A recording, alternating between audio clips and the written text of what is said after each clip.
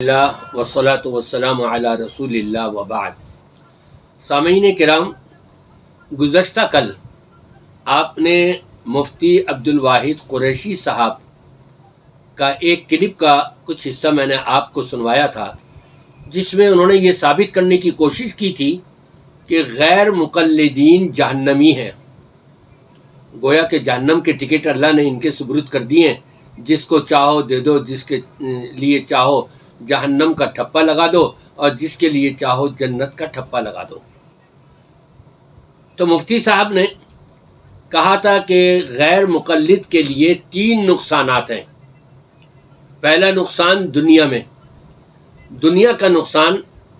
انہوں نے جو بتایا اس کے اوپر میں گزشتہ کل تبصرہ کر چکا ہوں، امید ہے کہ انشاءاللہ وہ کافی اور وافی ہوگا۔ دوسرا نقصان انہوں نے بتایا کہ جو تقلید نہیں کرتا قبر میں اس کو نقصان ہوگا، اور اس کی انہوں نے مثال دی، صحیح بخاری کی روایت پیش کر کے، ادھوری روایت پیش کری اور باقی حصہ چھوڑ کر کے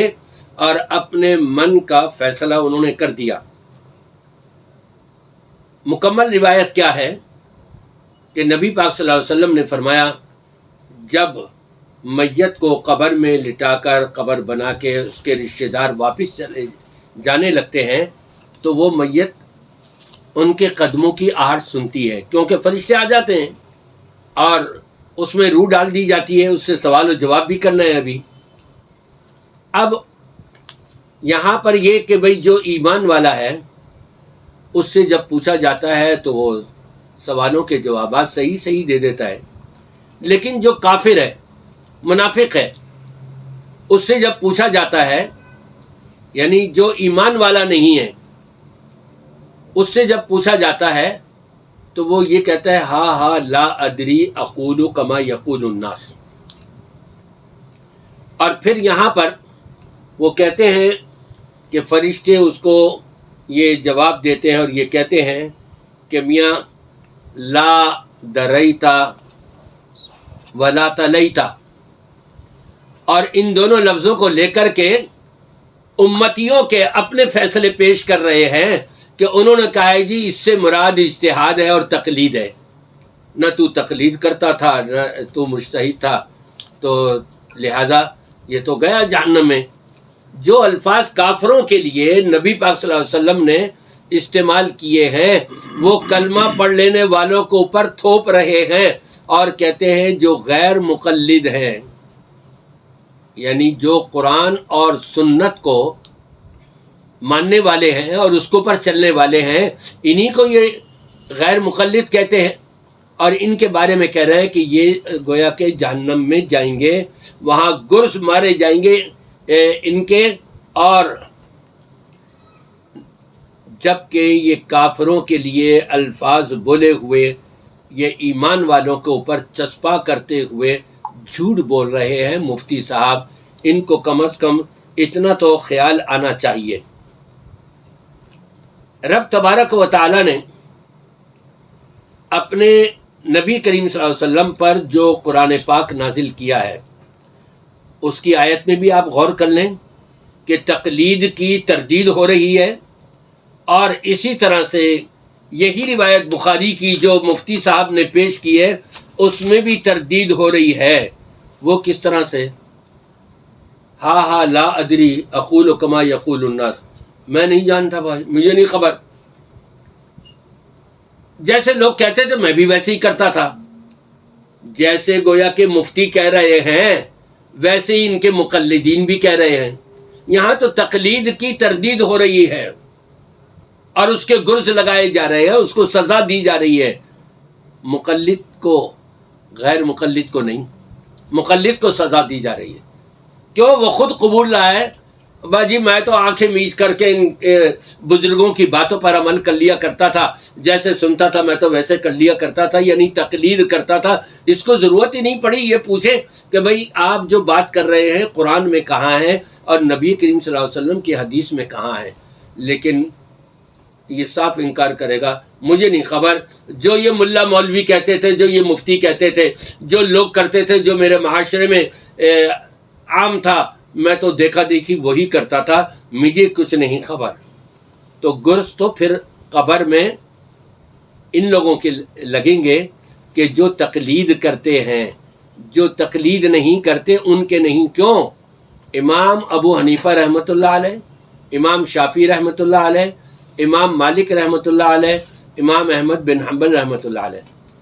چاروں بڑی بزرگ اللہ والی شخصیات تھیں، اور چاروں نے اصول مقرر کر دیا۔ امام صاحب نے فرمایا جب اللہ کے رسول کی صحیح حدیث آ جائے یہی میرا مسلک اور مذہب ہے، لیکن یہ لوگ مفتی نہیں لیتے اور اس کے اندر غلط تعویلیں کر جاتے ہیں۔ دیکھیں قرآن پاک میں رب تبارک و تعالیٰ کیا فرماتا ہے اور ائمہ دین اس کے بارے میں کیا کہتے ہیں۔ اماموں کا یہ اصول ہے کہ ہماری بات قرآن سے اور نبی کی صحیح حدیث سے موافقت رکھتی ہو تو لے لو، اور اگر موافقت نہیں رکھتی تو ہماری بات کو چھوڑ دو۔ انہوں نے تو تقلید سے منع کر دیا، اور یہی قرآن حکم کر رہا ہے، یا ایھا الذین آمنوا اطیعوا اللہ و اطیعوا الرسول۔ اے ایمان والو، یہ ایمان والوں کو خطاب ہے، یہ کافروں کو، منافقوں کو نہیں۔ منافق کون ہوں گے، کافر کون ہوں گے؟ جو اللہ رسول کی واضح دلیل کو چھوڑ دیں۔ اللہ تعالیٰ نے فرمایا اے ایمان والو، تم اللہ کی اطاعت کرو اور رسول صلی اللہ علیہ وسلم کی اطاعت کرو۔ اس کے بعد فرمایا وَأُولِي الْأَمْرِ مِنْكُمْ، یہاں یہ لفظ اطاعت کا استعمال نہیں کیا۔ اللہ نے اپنے نام کے ساتھ اور رسول کے نام کے ساتھ اطاعت کا لفظ استعمال کیا ہے، یہاں لفظ بظاہر استعمال نہیں ہوا، اگرچہ اس معنی میں دلالت کر رہا ہے کہ تمہارے جو اولو الامر ہیں، بڑے ہیں، بزرگ ہیں، ان کی بات بھی مانو، لیکن مشروط کر دی۔ ان کی بات کب مانو گے؟ اصول کیا ہے؟ اصول یہ ہے فَإِن تَنَازَعْتُمْ فِي شَيْءٍ، اگر تمہارے درمیان اختلاف ہو جائے۔ ایک فقہ کہہ رہی ہے، فقہ حنفی،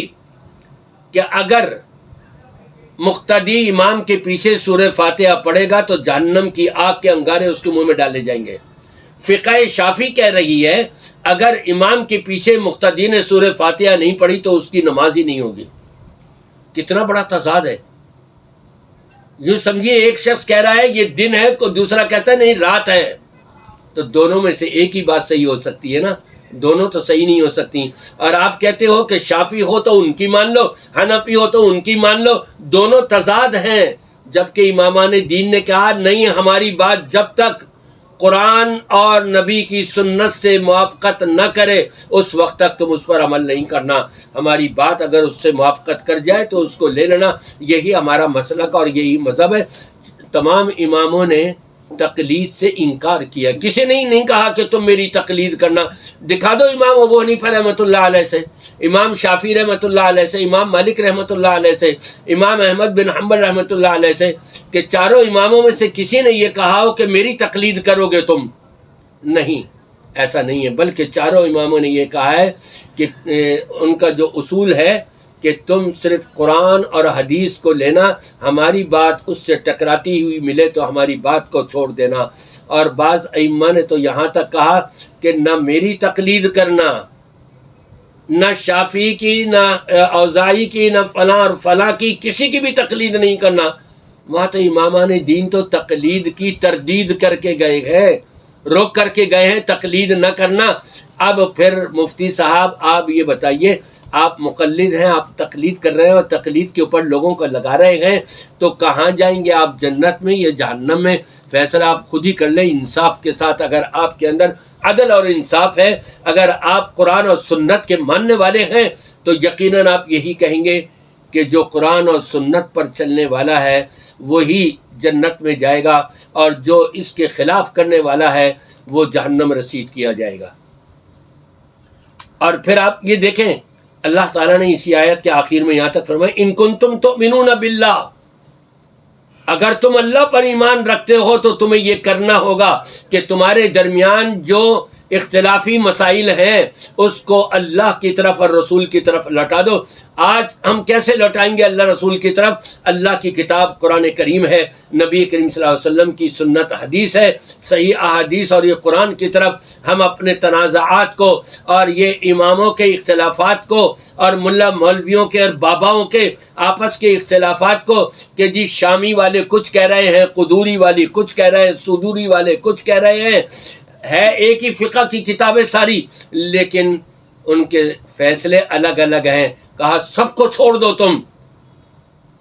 فردوہ الی اللہ والرسول، اللہ رسول کی طرف لوٹا دو، یعنی قرآن کی طرف اور نبی کریم صلی اللہ علیہ وسلم کی سنت کی طرف لوٹا دو۔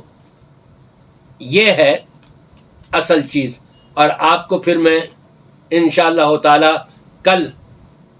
کے بیان میں کہ مفتی صاحب نے آخرت کا بھی کہا اور پھر جہنم رسید کروا دیا تمام غیر مقلدین کو، اس کے اوپر انشاءاللہ تعالی گفتگو کرتے ہوئے بتاؤں گا کہ ان کے مفتی اعظم مفتی محمد تقی عثمانی صاحب جو ایک بہت بڑے عالم ہیں اور بڑا علم رکھتے ہیں اور بڑا شعور رکھتے ہیں، وہ اپنی کتاب میں تقلید کے بارے میں کیا لکھ کر کے گئے ہیں اس سے بھی میں آگاہ کروں گا، تاکہ آپ کو پتہ لگ جائے گا کہ یہ مفتی عبدالواحد قریشی صاحب ہم کو کدھر لے جا رہے ہیں اور ان کے بزرگوں نے اپنی کتابوں میں کیا کچھ لکھا ہے اور ہم کیا کچھ سمجھ رہے ہیں۔ دعا ہے کہ اللہ تبارک و تعالی ہم سب کو صحیح معنوں میں نبی کریم صلی اللہ علیہ وسلم کی سنت کے مطابق عمل کرنے کی توفیق عطا فرمائے۔